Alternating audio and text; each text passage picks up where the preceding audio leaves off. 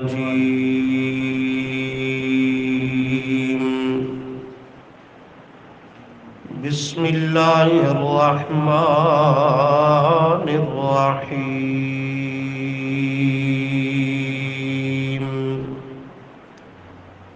وَلَقَدْ صَرَّفْنَا فِي هَذَا الْقُرْآنِ لِلنَّاسِ مِنْ كُلِّ مَثَلٍ وَكَانَ الْإِنسَانُ أَكْثَرَ شَيْءٍ جَدَلًا صدق اللہ العظیم اللہم صلی علی محمد وعلی آل محمد کما صلیت علی ابراہیم وعلی آل ابراہیم انکا حمید مجید اللہم بارک علی محمد وعلی آل محمد کما بارکت علی ابراہیم وعلی آل ابراہیم انکا حمید مجید استغفر اللہ لا حول ولا قوة الا باللہ۔ گزشتہ سبق کی آیتوں میں اللہ تعالیٰ نے شرک اور مشرکین پر رد کیا کہ جو دنیا میں شیطان کے بہکاوے میں آ کر کے میں اللہ تعالیٰ کے ساتھ میری ذات میں، صفات میں، عبادات میں، حقوق اور تعظیموں میں کائنات کی کسی اور ہستی کو، کسی اور چیز کو یا شیطانوں کی پوجا کر کے انہی شیاطین کو میرا شریک ٹھہراتے ہیں، یہ جب کل قیامت کے دن اللہ تعالیٰ کی عدالت میں آئیں گے تو اللہ کریم انہیں فرمائے گا کہ ذرا ان ہستیوں کو اور اپنے بناوٹی معبودوں کو بلاؤ، پکارو، آواز لگاؤ کہ جن کے متعلق دنیا میں یہ زعم، عقیدہ اور خیال رکھتے تھے یہ کل قیامت کے دن ہمیں اللہ کی پکڑ سے چھڑا لیں گے، اس کے عذاب سے بچا لیں گے، ہمیں دھکے دے کر جنت میں پہنچائیں گے۔ فرمایا انہیں بلاؤ، ہم دیکھیں کہ ہماری عدالت کتنی کمزور ہو گئی ہے کہ تمہارے بناوٹی معبود بھی میری عدالت میں میرے مجرموں کو میری پکڑ سے چھڑا لیں گے۔ یہ کوئی دنیا کی عدالت تو نہیں ہے، یہ تو خلاق عالم کی عدالت ہے، جہاں کوئی بڑے سے بڑی ہستی بھی دم نہیں مار سکے گی، کوئی بڑے سے بڑی ہستی بھی اپنے ہونٹ اور لب اور زبان کو حرکت نہیں دے سکے گی جب تک اللہ کا امر اور اذن نہ ہو۔ دنیا کی عدالتوں میں یہ چیزیں چلتی ہیں، رب کی عدالت میں نہیں چلا کرتی۔ یہاں رشوت بھی چل جاتی ہے، پارٹی کا زور بھی چل جاتا ہے، کسی کی سفارشیں بھی کام آ جاتی ہیں، مختلف صورتیں ہوتی ہیں ان عدالتوں سے بچ جانے کی، لیکن اللہ کی عدالت تو وہ عدل و انصاف پہ مبنی عدالت ہے جہاں رشوت کا تصور نہیں، کسی کی طاقت، لو لشکر اور پارٹی کا روب اور دبدبہ نہیں چل سکے گا، کسی کی جبری قہری زوری زور کی سفارشیں نہیں چل سکیں گی۔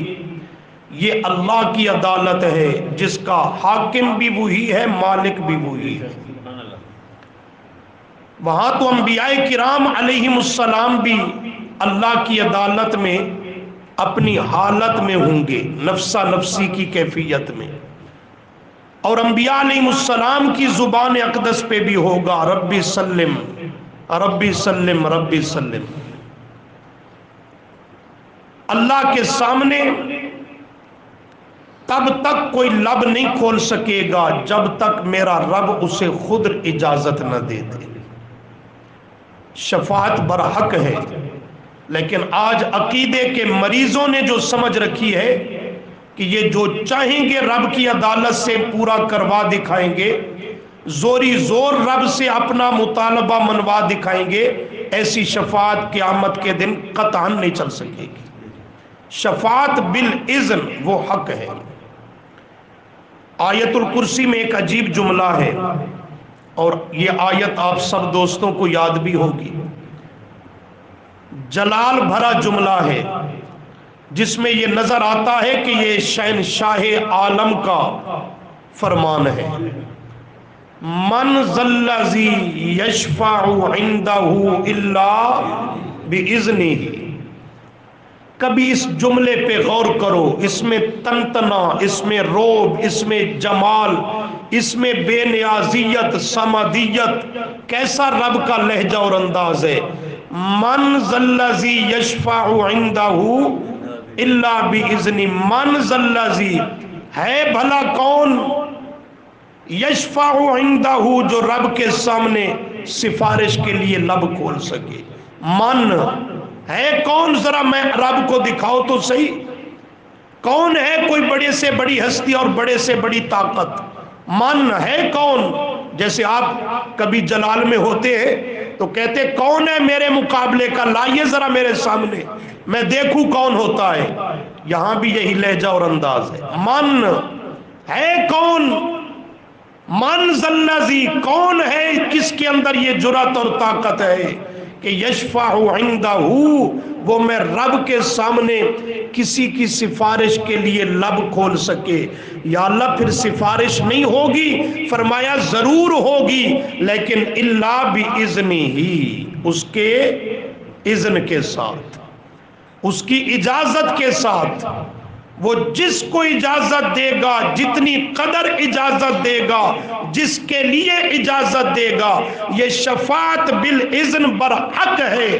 لیکن یہ جو آج عقیدے کا مریض باتیں بناتا پھرتا ہے، اللہ کی عدالت میں یہ کر لیں گے وہ کر لیں گے، یہ سب کبتیں ہیں، قرآن مقدس جا بجا اس کا رد کرتا ہے۔ کوئی غور ہے کہ نہیں ہے؟ کیا کہہ رہا ہوں؟ شفاعت کا انکار ہے؟ نہیں، شفاعت برحق ہے، اور شفاعت بالاذن کا انکار یہ قرآن کی 20 آیات کا انکار بنے گا۔ یہ حق ہے، شفاعت ہوگی، انبیاء علیہ السلام کریں گے، اولیاء کریں گے، اہل حق علماء ربانیین کریں گے، حافظ قرآن جس نے قرآن کے مسئلہ کو مانا وہ بھی 10 اپنے اہل خانہ ایماندار افراد کے حق میں شفاعت کرے گا۔ چھوٹا بچہ اور بچی نابالغ فوت ہو جانے والا، ماں باپ کا خاتمہ بالایمان ہے، ان کے حق میں سفارشی ہوگا۔ اسی طرح شہداء، وہ شہید فی سبیل اللہ، اللہ کے ہاں سفارش اور شفاعت کرے گا۔ اور سب سے بڑھ کر آمنہ کا لال قیامت کے دن شفاعت کرے گا، صلی اللہ علیہ وسلم، قرآن شفاعت کرے گا، لیکن وہ شفاعت ہے بالاذن، کس کے اذن سے؟ اللہ کے اذن سے۔ پھر اس اذن میں 3 چیزیں ہوں گی۔ جو شفاعت کرے گا وہ تب بھی کرے گا جب اللہ اجازت دے گا، شفاعت کرو، سفارش کرو، میں رب قبول کروں گا، ایک۔ نمبر 2، جس کے حق میں شفاعت کرنے کی اجازت ملے گی۔ یہ نہیں کہ شفاعت کرنے کی اجازت مل گئی جس کے جی میں چاہے شفاعت کرتا جائے، نہیں، جس کے حق میں شفاعت کرنے کی اجازت ملے گی انہی کے حق میں وہ شفاعت کرے گا، اور جتنا قدر شفاعت کرنے کی اجازت ملے گی۔ اتنی قدر شفاعت ہوگی۔ یہ شفاعت بالاذن کے 3 افراد ہیں تو یہ حق ہے، لیکن فرمایا کل قیامت کے دن جب یہ شرک کرنے والے مشرکین آئیں گے تو ان کو اللہ کریم ندامت دلانے کے لیے، مزید ذلیل و رسوا کرنے کے لیے فرمائیں گے وَيَوْمَ يَقُولُ، ذرا دیکھا نا پچھلی 2 آیتوں کو سرسری ترجمہ، وَيَوْمَ يَقُولُ دیکھ رہے ہو، اور جس دن یعنی قیامت کے دن یقولو اللہ تعالیٰ فرمائے گا، نادو ندا سے، ندا نادو ذرا اب بلاؤ، ذرا اب میری عدالت میں آواز دو، کن کو؟ شرکائی، میرے شریکوں کو، وہ جنہیں میرا شریک تم نے بنا رکھا تھا، وگرنہ میں تو وحدہ لا شریک ہوں، انہیں ذرا بلاؤ، اللہ زینا جن کے متعلق زعمتم تمہارا خیال تھا، عقیدہ نظریہ تھا، یہ قیامت کے دن سب مالک و مختار ہوں گے، جو چاہیں گے سو کر دکھائیں گے۔ فرمایا فدعوہم، رب کے کہنے پر یہ پھر فدعوہم ان کو بلائیں گے، پکاریں گے، آواز دیں گے۔ ہر شرک کرنے والا اپنے بناوٹی معبود کو آواز دے گا، بلائے گا، فلاں بابا آج رب کی عدالت میں پکڑا گیا ہوں، اور آ کر کے میری مشکل کشائی حاجت روائی کر، میری پکڑ ہو گئی، میری قسمت مقدر کھوٹا بن گیا، میری قسمت کو کھڑا کر دکھا، رب کی پکڑ سے چھڑا۔ یا اللہ یہ چھڑا لیں گی ہستیاں آ کر۔ فرمایا فلم یستجیبوا لہم، چھڑانا اور آنا تو دور کی بات ہے، یہ تو ان کی آواز کا انہیں جواب بھی نہیں دیں گے، ان کی آواز پر انہیں جواب بھی نہیں دیں گے۔ جب جواب ہی نہیں ملے گا تو وجعلنا بینہم موبقا، اللہ فرماتے ہیں ہم ڈال دیں گے، کر دیں گے درمیان ان کے موبقا، اور رکاوٹ ڈال دیں گے کہ جس سے نرا شرک کرنے والا یہ مایوس ہو جائے گا۔ اب کوئی بھی میرے کام آنا تو دور کی بات ہے، میرا پرسان حال اور میری بات پہ جواب دینے والا بھی کوئی نہیں۔ اللہ کریم فرماتے ہیں وارا المجرمون النارا، پھر انہیں دوزخ کی طرف ہانکا جائے گا، اور یہ جب اس کے قریب پہنچ کر وارا دیکھیں گے کون؟ المجرمون، وہی ہے جو سورہ یاسین میں ہے وَامْتَازُوا الْيَوْمَ أَيُّهَا الْمُجْرِمُونَ، یہاں وارا المجرمون، المجرمون المشرکون، پیچھے مضمون آ رہا ہے نا وَيَوْمَ يَقُولُ نَادُوا شُرَكَائِيَ الَّذِينَ زَعَمْتُمْ، شرکائی، تو یہاں جرم شرک والا بیان ہو رہا ہے۔ کون سا جرم؟ شرک والا۔ تو المجرمون کا معنی المشرکون، یہ شرک کرنے والے جب دیکھیں گے النارا، کس کو؟ آگ کو، اس کے عذاب کو۔ فظنوا، ظن بے معنی یقین، پس یقین کر لیں گے انہم، یہ کہ وہ مواقعوہا، اس میں واقع ہونے والے، گرنے والے، ڈالے جانے والے ہیں، اور اپنے انجام کا یقیناً یہ خیال کر لیں گے اور یقین کر لیں گے۔ تو فرمایا وَلَمْ يَجِدُوا، نہیں پائیں گے وہ انہا، اس جہنم سے مصرفا، کوئی بچنے کی راہ، کوئی بچ نکلنے کی راہ نہیں پائیں گے، کوئی ہستی کام نہیں آئے گی، اور کسی کا زور وہاں نہیں چلے گا۔ اللہ نے یہ شرک اور مشرکین کا انجام بد اور اس پہ رد کیا، اور اس کے بعد فرمایا آؤ دنیا میں ہوش سنبھالو، وگرنہ قیامت کے دن سوائے پچھتاوے کے کچھ کام نہیں آئے گا۔ یا اللہ کیسے دنیا میں ہوش سنبھالے؟ فرمایا ایمان اور عقیدہ کی پہچان پیدا کرو، یہی دنیا میں ہوش سنبھالنا ہے۔ یا اللہ کہاں سے ملے گا؟ فرمایا وَلَقَدْ صَرَّفْنَا فِي هَذَا الْقُرْآنِ، ایمان کہاں سے ملے گا؟ بولتے نہیں ہے کہاں سے ملے گا؟ قرآن سے۔ سچا دین، سچا عقیدہ، سچا مذہب کہاں سے ملے گا؟ قرآن سے ملے گا۔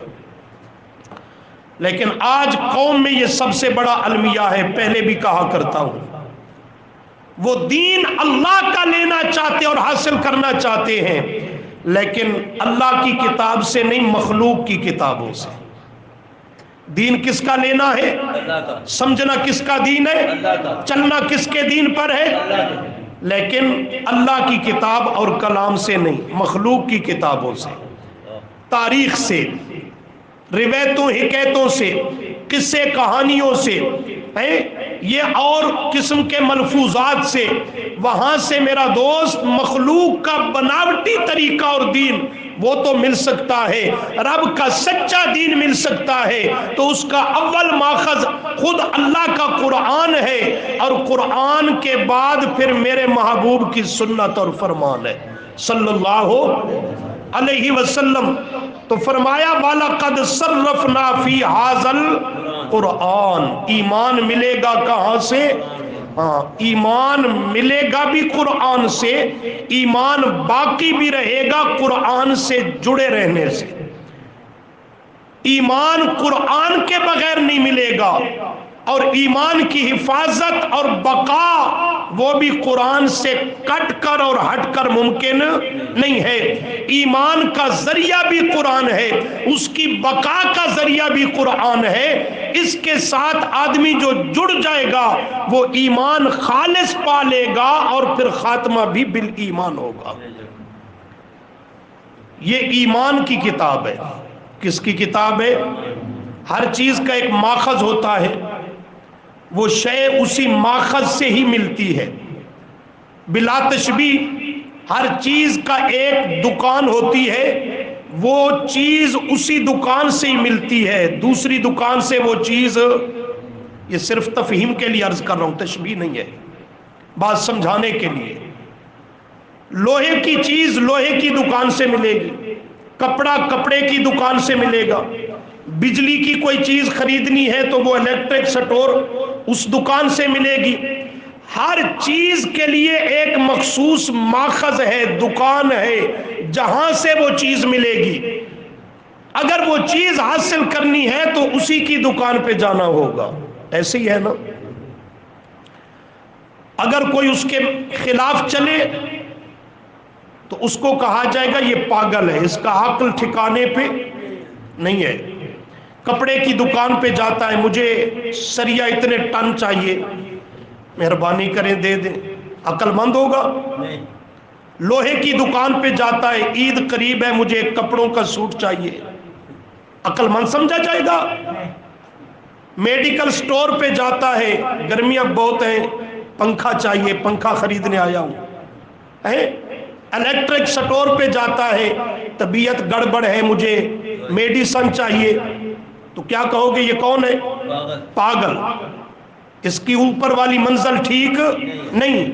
بالکل اسی طرح جسے ایمان کی ضرورت ہے، ہدایت کی ضرورت ہے، دین حق اور دین ہدا کی ضرورت ہے، لیکن وہ جاتا ہے مخلوق کی کتابوں کی طرف، منہ ڈالتا ہے اور تلاش کرتا ہے ایمان اور ہدایت کو مخلوق کی کتابوں سے، رب کی کتاب کے قریب نہیں آتا۔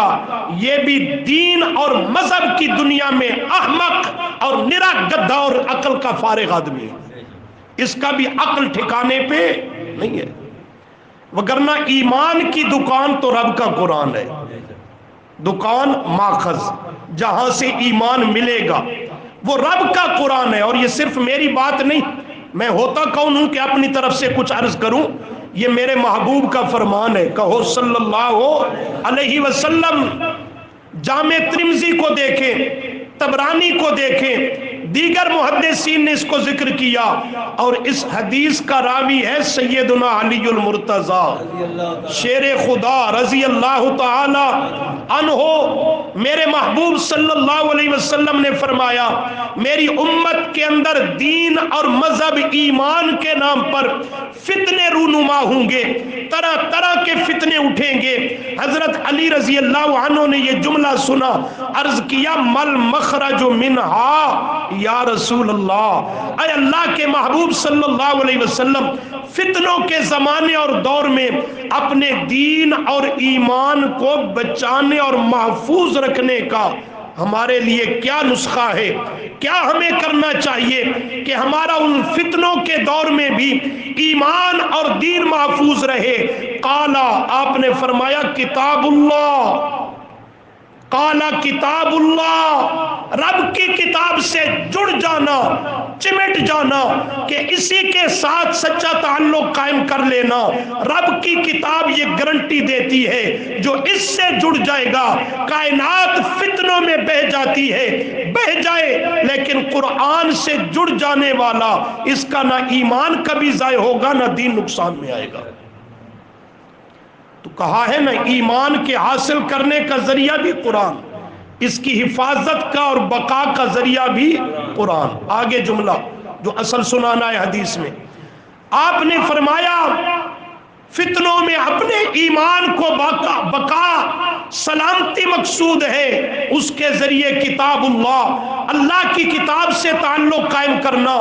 آگے فرمایا ہوا حبل اللہ المتین، یہ وہ قرآن رب کی مضبوط رسی ہے، اس سے تم نہ چھوڑو، یہ کبھی ٹوٹے گی نہیں، اتنی مضبوط ہے، اس کے ساتھ جڑے رہو۔ اور فرمایا من ابتغى الہدی، یہ جملہ جا کے سنیے، من ابتغى الہدی فی غیرہ، اے فی غیر کتاب اللہ اضلہ اللہ۔ فرمایا من جو عام ہو یا خاص ہو، عربی ہو یا عجمی ہو، عالم ہو یا غیر عالم ہو، من عام جو بھی ابتغى الہدی، ابتغاء تلاش کرتا ہے، کیا کرتا ہے؟ تلاش کرتا ہے، ڈھونڈتا ہے، الہدی ہدایت کو، ایمان کو، ہدایت کو تلاش کرتا ہے، لیکن فی غیر کتاب اللہ، اللہ کی کتاب کی سے ہٹ کر، اللہ کی کتاب سے ہٹ کر تلاش کرتا ہدایت کو ہے، ایمان کو ہے، میرے محبوب کا فرمان ہے فقد اضلہ اللہ، اللہ اسے گمراہ ہی رکھے گا جب تک یہ قرآن کی طرف پلٹ کے واپس نہیں آ جاتا۔ کسی اور دکان سے اسے ایمان اور ہدایت نہیں ملے گی، نفس ایمان، نفس ہدایت رب کی کتاب سے ملے گا۔ پھر ایمان کے تقاضے ہیں، ایمان کے لوازمات ہیں، اس کے آداب ہیں، عبادات ہیں، احکامات ہیں، وہ میرے آقا کی سیرت اور سنت سے ملیں گے، احادیث اور فرامین سے ملیں گے، عقائد کی تفصیل وہ احادیث سے بھی ملے گی، صحابہ کرام رضی اللہ عنہم کا اجماع بھی حجت ہے، قول و فعل بھی حجت ہے، اس سے وہ چیزیں ملیں گی، فقہاء کا فقہ اجتہاد یہ بھی چوتھے نمبر پہ دین کا ماخذ اور حجت ہے، احکام فروعات میں فقہاء سے ملتے چلے جائیں گے، یہ سب چیزیں برحق ہیں، حدیث بھی پیغمبر کی برحق ہے، سنت برحق ہے، صحابہ کا اجماع، قول فعل، سنت طریقہ ہمارے لیے سنت اور وہ بھی حجت اور برحق ہے، فقہاء کا اجتہاد بھی برحق ہے، لیکن فرق مراتب ہے، یہ فرق کو ملحوظ رکھنا لازم ہے کہ نفس ایمان اور ہدایت دین حق کی اساس اور بنیاد وہ کہیں سے نہیں ملے گی، ملے گی تو صرف رب کی کتاب سے ملے گی۔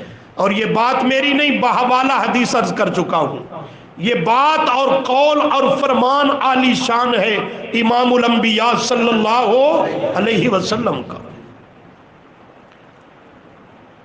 قرآن مقدس اسی لیے ہمیں دعوت فکر دے رہا ہے۔ اگر شرک کو سمجھنا ہے، توحید کی عظمت کو سمجھنا ہے، دین اور ہدایت کو سمجھنا ہے، ایمان کو حاصل کرنا ہے، تو فرمایا وَلَقَدْ صَرَّفْنَا فِي هَذَا الْقُرْآنِ، دیکھو جی، وَلَقَدْ صَرَّفْنَا فِي هَذَا الْقُرْآنِ، کرو مانا وَلَقَدْ واو اور لام کا مانا البتہ، قد تحقیق، صرفنا صرفنا ماضی کا صیغہ ہے، اس پہ لام اور قد کو داخل کیا، دراصل معنی قسمیہ ہے۔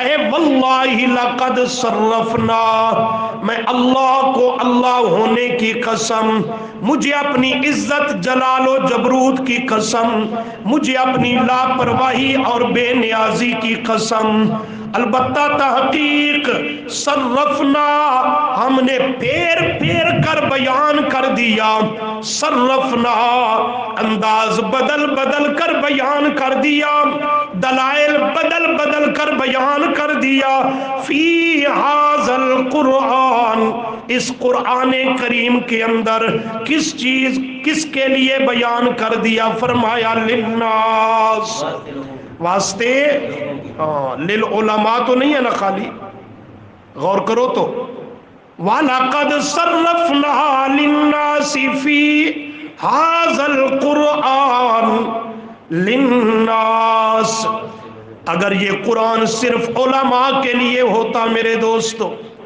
صرف نیکوکار اور مذہبی لوگوں کے لیے ہوتا تو للناس کا خطاب عام نہ ہوتا، پھر للعلماء ہوتا، للفلاں ہوتا، فلاں ہوتا، فلاں ہوتا۔ اللہ کریم فرماتے ہیں نہیں نہیں، للناس، پوری انسانیت کے لیے، خواہ وہ عربی ہوں یا عجمی ہوں، مرد ہوں یا عورتیں ہوں، خواہ وہ پڑھے لکھے ہوں یا ان پڑھ ہوں، عالم ہوں یا جاہل ہوں، اپنا دنیا کی کوئی سوجھ بوجھ رکھنے والے ہوں یا بالکل انگوٹھے لگانے والی قوم ہو، نام بھی اپنا لکھنا نہ جانتے ہوں، میں رب نے جو قرآن کو نازل کیا، اللہ فرماتے ہیں للناس، واسطے تمام لوگوں کے، اللہ کریم فرماتے ہیں ہم نے کھول کھول کر انداز بدل بدل کر بیان کر دیا، واسطے تمام لوگوں کے، تمام انسانوں کے، کس چیز کو بیان کیا؟ فرمایا من کل مثل، من کلی، من کل مثل، ہر قسم کا، ہر طرح کا عمدہ مضمون، کلی مثل کا معنی ہر قسم کا، ہر طرح کا، جس پہ آخرت کی نجات کا دار و مدار تھا، میں رب نے للناس، لوگوں کے نفع اور ہدایت کے لیے وہ ہر قسم کا اور ہر طرح کا عمدہ مضمون کھول کھول کر قرآن میں بیان کر دیا، انداز بدل بدل کر بیان کر دیا، کبھی دلیل وحی کے ذریعے بیان کیا، کیا مطلب؟ اللہ فرماتے ہیں یہ میرا پیغام ہے، میرا حکم نامہ ہے، میں تمہارا خالق مالک رازق ہوں، لہٰذا میں کائنات کا جب رب اور داتا ہوں، میں یہ حکم دیتا ہوں، میرا حکم مان لو۔ یہ دلیل وحی کا رنگ ہوتا ہے۔ کبھی اللہ کریم دلائل نقلیہ کے ذریعے یہ عمدہ مضامین کو بیان کرتے ہیں۔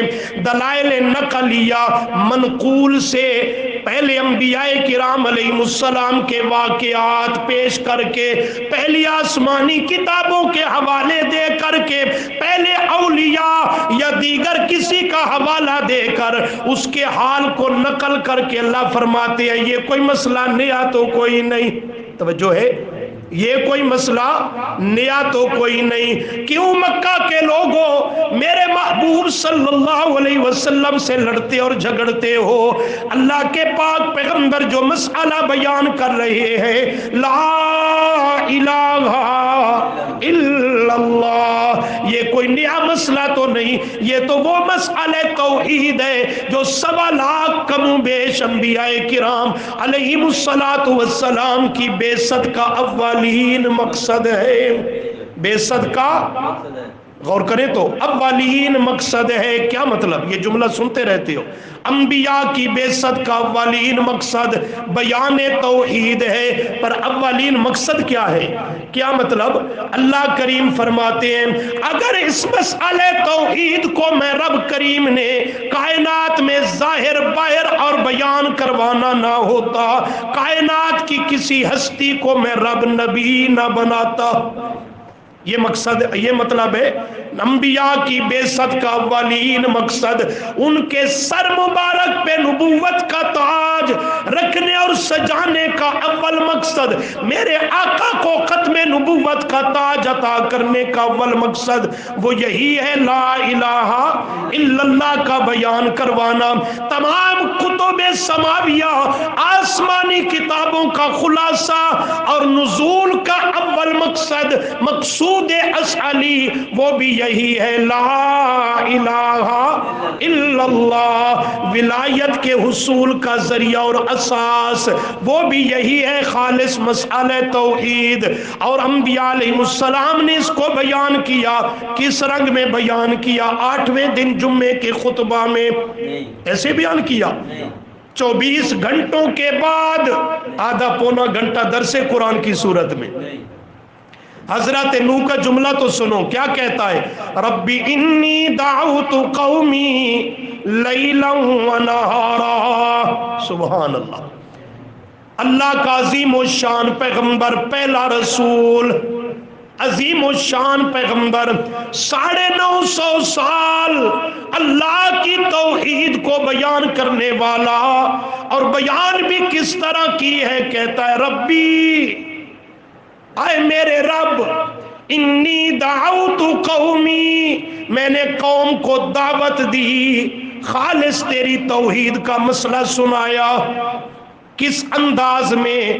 لیلا و نہارا، رات کو بھی تیری توحید بیان کی، دن کو بھی تیری توحید بیان کی۔ نہ رات دیکھی نہ دن دیکھا، نہ خلوت کا لحاظ نہ جلوت کا، نہ اپنے آرام اور نیند کا خیال کیا، نہ سفر و حضر کا کیا۔ اللہ کے پاک پیغمبر کہتے ہیں رات دن میں نے اس مسئلہ توحید کے لیے ایک کر دیا۔ آج بھی ہمیں کوئی اہم کام درپیش ہو، کسی مہم میں ہم لگے ہوئے ہیں، تو کیا کہتے ہیں تبصرہ کرتے ہوئے؟ یہ تو اتنا اہم اور ضروری کام تھا، اس کے کرنے کے لیے تو میں نے رات دن ایک کر دیا ہے۔ کہتے ہیں نا، حضرت نوح پیغمبر یہی کہتا ہے، اے میرے رب، تیری توحید کا مسئلہ بیان کرنے کے لیے تو لیلا و نہارا، میں حضرت نوح پیغمبر نے رات دن ایک کر دیا ہے۔ اور کتنے عرصے تک رات دن کو ایک کیے رکھا؟ 950 سال، 950 سال ایک کیے رکھا۔ آج 4 دروس ہو جائے مسئلہ توحید پر یہ جمعے کے واعظ، تو بعض صوفی بد باطن عقیدے کے مریض پریشان ہوتے ہیں، تبصرے کرتے ہیں، خسر پھسر ہوتی ہے، انہیں توحید کے علاوہ شرک کے رد کرنے کے علاوہ اور آتے ہی کچھ نہیں۔ میرا دوست، تو نے سمجھا ہی کچھ نہیں، تو نے سمجھا ہی کچھ نہیں۔ اول تو اللہ کی توحید کی اہمیت سے یہ جاہل اور ناواقف لا علم ہے بیچارہ، اللہ کی توحید کی عظمت کا اسے پتہ ہی نہیں۔ اگر پتہ ہوتا تو کبھی ایسی جاہلانہ بات، میں سادہ سا جواب عرض کیا کرتا ہوں، شکر یہ کر کے لیٹ پیدا ہوا، دنیا میں دیر سے آیا۔ اگر رب تجھے حضرت نوح کے زمانہ میں پیدا کر دیتا نا، اور حضرت نوح کا زمانہ تو پا لیتا، حضرت نوح جہاں کہیں سے آتا ہے، رات ہے دن ہے، اندھیرا ہے اجالا ہے، گرمی ہے سردی ہے، ایک ہی تلوار چلا رہا ہے، لا الہ الا اللہ، اور 9.5 صدیاں یہی انداز ہے۔ تو حضرت نوح کے سامنے تو نے تو ہاتھ جوڑ لینے تھے، بابا اب تو بس کرو، کچھ گزارا کرو، کوئی اور مسئلہ، شکر کر دیر سے پیدا ہوا، تجھے حضرت نوح کا زمانہ نصیب نہیں ہوا۔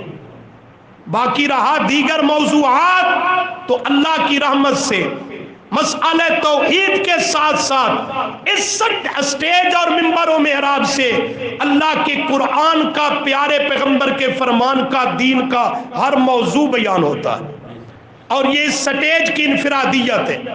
ختم نبوت کا مسئلہ ہو، ناموس رسالت کا مسئلہ ہو، شان صحابہ کا مسئلہ ہو، عظمت صحابہ کا مسئلہ ہو، دفاع صحابہ کا مسئلہ ہو، حلال و حرام کے مسائل ہوں، حقوق العباد ہوں، اخلاقیات ہوں، عبادات اور معاملات ہوں، بوقت ضرورت، موقع بموقع اللہ کی رحمت سے ہر ایک موضوع اور مضمون بیان ہوتا ہے۔ کسی کے پراپیگنڈا کرنے سے لا یخافون لومۃ لائم، ہمیں کچھ پرواہ نہیں ہے۔ اہل حق ہوتے ہوئے ہیں جو کسی کی بک بک سے متاثر نہیں ہوا کرتا، اور انفرادیت یہ ہے کہ یہاں خالص قرآن و سنت کی روشنی میں ہر مضمون بیان ہوتا ہے، اس لیے کہ ہم طالب العلم ہیں تو رب کی کتاب کے اور محبوب کے سچے فرمان کے۔ تو فرمایا من کل مثل، ہر عمدہ مضمون کو بیان کیا انداز بدل بدل کر، کبھی دلیل وحج، کبھی دلائل نقلیہ، کبھی دلائل عقلیہ جن کا تعلق انسانی عقل سے ہے۔ انسانی عقل کے دروازے پر قرآن دستک دیتا ہے، اور کچھ نہیں جانتا، رب نے عقل و شعور تو دیا ہے، ذرا اس پہ زور دے کے بات کو سمجھ تو اللہ تجھے مضمون سمجھا دے گا۔ لیکن فرمایا وَقَانَ الْإِنسَانُ أَكْثَرَ، وَقَانَ الْإِنسَانُ، اکثر انسان، وَقَانَ الْإِنسَانُ